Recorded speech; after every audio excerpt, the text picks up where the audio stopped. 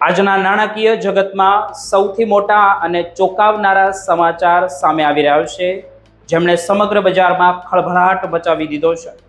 વર્ષ 2026ના આ સમયગાળામાં ભારતીય રૂપિયામાં અત્યાર સુધીનો સૌથી મોટો કડાકો જોવા મળ્યો. શુક્રવાર 27 માર્ચના રોજ ભારતીય રૂપિયો અમેરિકી ડોલર સામે 94.81ના ઐતિહાસિક નીચલા સ્તરે બંધ થયો છે. માત્ર એક જ ટ્રેન્ડિંગ સેશનમાં રૂપિયામાં 84 પૈસાનો જંગી ઘટાડો નોંધાઈ ગયો, જે છેલ્લા એક દાયકામાં ભારતીય ચલણનું સૌથી ખરાબ પ્રદર્શન માનવામાં આવે છે. આ સમાચાર ભારતના અર્થતંત્ર માટે ભલે ચિંતાજનક હોય, પરંતુ અમેરિકામાં રહેતા લાખો ભારતીયો માટે આ એક લોટરી લાગવા જેવું સાબિત થઈ રહ્યું છે. આખી ઘટના પાછળનું મુખ્ય કારણ અમેરિકા, ઇઝરાયલ અને જે ઈરાન વચ્ચેની વધી રહેલા તણાવ છે, તેમના કારણે આંતરરાષ્ટ્રીય બજારમાં ક્રૂડ ઓઇલ એટલે કે કાચા તેલ, ખનિજ તેલના ભાવમાં પ્રતિ બેરલ $110 પાર કરી ગયા છે. ભારત પોતાની ઉર્જા જરૂરિયાતો માટે આયાત પર નિર્ભર છે અને તેલના વધતા ભાવને કારણે રૂપિયા પર ભારે દબાણ આવ્યું છે. વિદેશી સંસ્થાગત રોકાણકારો પણ ભારતીય બજારમાંથી નાણાં પાછા ખેંચી રહ્યા છે, જેમને કારણે ડોલર વધુને વધુ મજબૂત બનતો ગયો છે. આ નાણાકીય વર્ષમાં રૂપિયો લગભગ 11% જેટલો તૂટ્યો છે અને ફેબ્રુઆરીના અંતથી ઈરાન યુદ્ધ તીવ્ર બન્યા બાદ તેમાં 4%નો ઘટાડો થયો છે. નિષ્ણાંતોનું એવું કહેવું છે કે જો આ સંઘર્ષ લાંબો સમય ચાલશે તો રૂપિયો 96 કે 97ના સ્તર સુધી પણ જઈ શકે છે. મુંબઈ અને દિલ્હીના હેડલાઇન્સમાં ભલે આને આર્થિક સંકટ ગણાવવામાં આવતો હોય, પરંતુ અમેરિકામાં ડોલરમાં કમાતા એનઆરઆઈ માટે આ સ્થિતિ એક પ્રકારની પગાર વધારા જેવી છે. જ્યારે રૂપિયો નબળો પડે છે, ત્યારે એનઆરઆઈ દ્વારા મોકલવામાં આવતા નાણાં એટલે કે રેમિડન્સનું મૂલ્ય વધી જાય છે.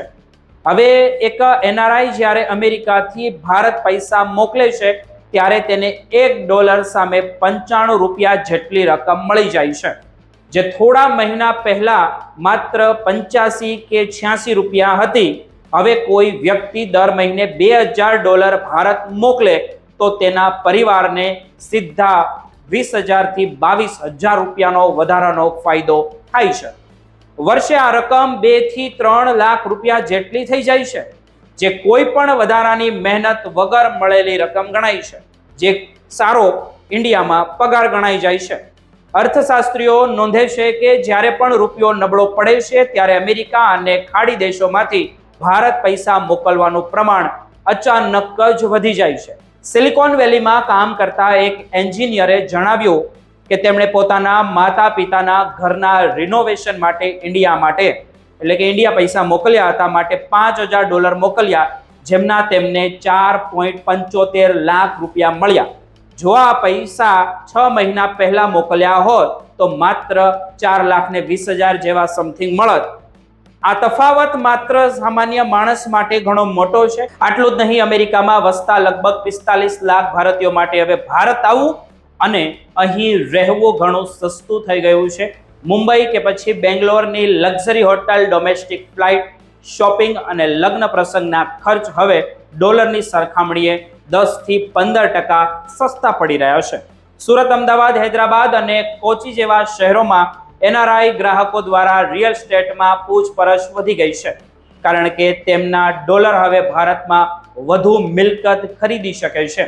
નિવૃત્તિનું આયોજન કરી રહેલા લોકો પણ હવે ભારતમાં સ્થાયી થવાનું વિચાર કરી રહ્યા છે, કારણ કે તેમની બચત હવે ભારતમાં વધુ સારું વળતર આપશે.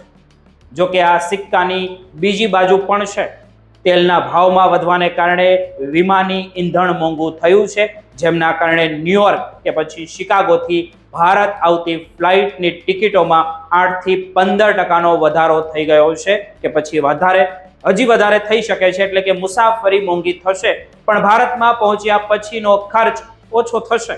લાંબા ગાળે ભારતમાં વધતી જતી મોંઘવારી આ ફાયદાને થોડો ઓછો કરી શકે છે, કારણ કે તેલ મોંઘું થતાં જ શાકભાજી, ડીઝલ અને અન્ય ઘર વકરીની ચીજોમાં ભાવ વધશે. તેમ છતાં ડોલરમાં કમાતા લોકો માટે આગામી 1 વર્ષ ખૂબ જ ફાયદાકારક દેખાઈ રહ્યું છે. શેર બજારના જાણકારો પણ એનઆરઆઈ રોકાણકારોને ભારતીય સ્ટોક માર્કેટ અને જે ફિક્સ ડિપોઝિટમાં જે રોકાણ કરવાની સલાહ આપી રહ્યા છે. અત્યારે ડોલર રાજા છે એવું કહી શકાય, અને આ તકનો લાભ ઉઠાવવા માટે આ શ્રેષ્ઠ સમય છે. ભલે દેશ માટે આ મોંઘવારીનો સંકેત હોય, પણ વિદેશમાં વસતા ભારતીયો માટે આ પોતાની માતૃભૂમિમાં રોકાણ કરવાની અને પરિવારને ખુશ કરવાની સુવર્ણ તક સાબિત થશે. મિત્રો, આગળ શું થશે તેમની જાણકારી અમે તમને અપડેટ દ્વારા આપતા રહીશું.